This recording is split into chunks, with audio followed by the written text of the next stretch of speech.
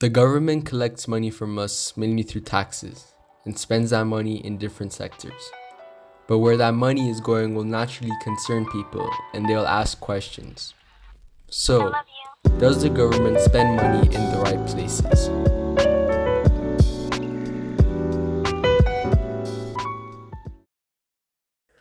The phrase "the right places" means different things for the government and the people.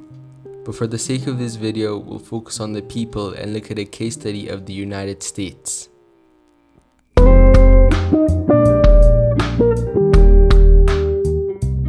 In the fiscal year of 2022, the United States allocated most of its funds on mandatory spending. Mandatory spending includes things like Social Security, income security, and Medicare. And looking at the statistics, this funding has paid out in areas like public access to healthcare, which is at 92.1% as of 2022. Public healthcare is part of the Social Security and Medicare package. But what about other social needs? Most prominently, jobs. It looks like the US government has efficiently dispersed funds, as 3.6% of the US are jobless, while 7.9%, even after extensive funding, are still without healthcare. So there's a reason to put more emphasis on healthcare. And since healthcare is part of mandatory spending, we may as well talk about discretionary spending. Unlike mandatory spending, which has a budget that is set by the law, meaning the government has to pay this amount of money for this sector, discretionary spending can be adjusted by the Congress. This means that they have full control over how much to fund different sectors. Now here's a graph of what President Biden's discretionary budget was for the fiscal year of 2022. And here's a graph correlating the amount of discretionary funds spent on a sector to the performance value of that sector, a value that I created from gathering basic statistics after fiscal year 2022 and comparing them to the values of other countries at the same time. The performance value is out of 100. So the higher the US's score is in a sector to 100, the closer it is to being the best in the world. I've gathered these values for a bunch of sectors that I could from, and I've noticed that there's no correlation between money spent on a sector and its performance.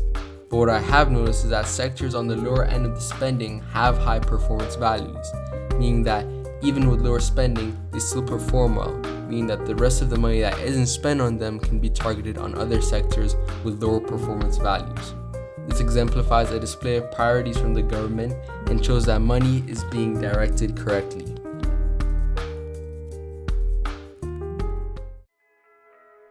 Having looked at the US, let's look at a case study of Malawi to see an example where the government hasn't spent money in the right places.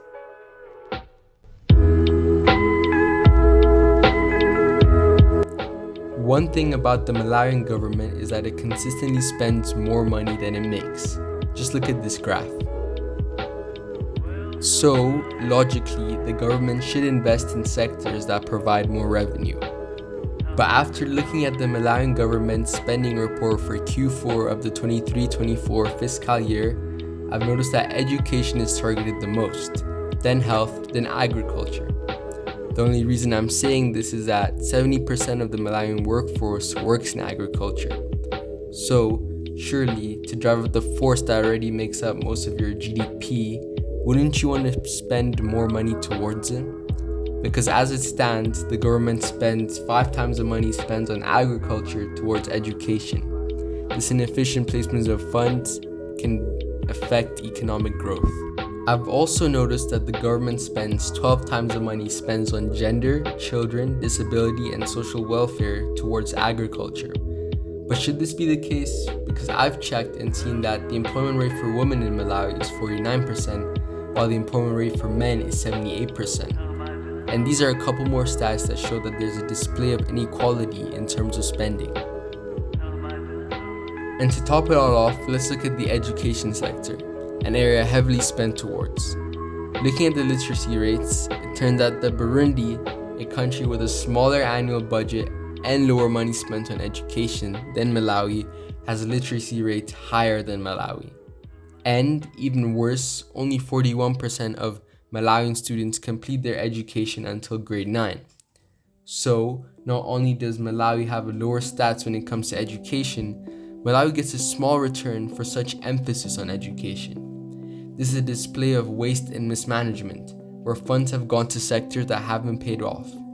And to make it worse, if some students only finish until grade 9, how's that going to pan out to the job rates in this country? This in turn will affect economic growth and keep this country in a cycle of monetary deficits. So, how do the US and Malawi compare in terms of government spending? From what I've seen, Malawi does allocate money in areas that should be spent towards things like education, health.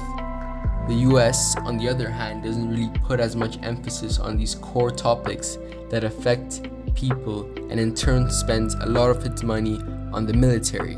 Not saying that this doesn't affect people, but it's not as focused on public welfare. But the difference between both countries is that Malawi's spending is not working out, while the US's is. Then what would be a step forward? From what's on paper, Malawi needs to find new methods to spend its money on to ensure that the sectors it places so much emphasis on are thriving. Let's detail an example of the healthcare sector. The government could have the option between building many new hospitals or recruiting many new and accredited health workers. Instead of picking the usual option of building new hospitals, they could hire the workers, which could prove to be more effective. It's all about changing the original methods.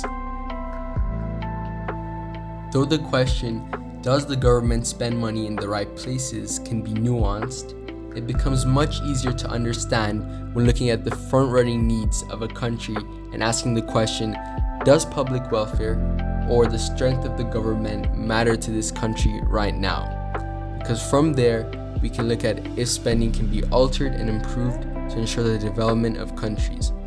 After all, money well invested is money well spent.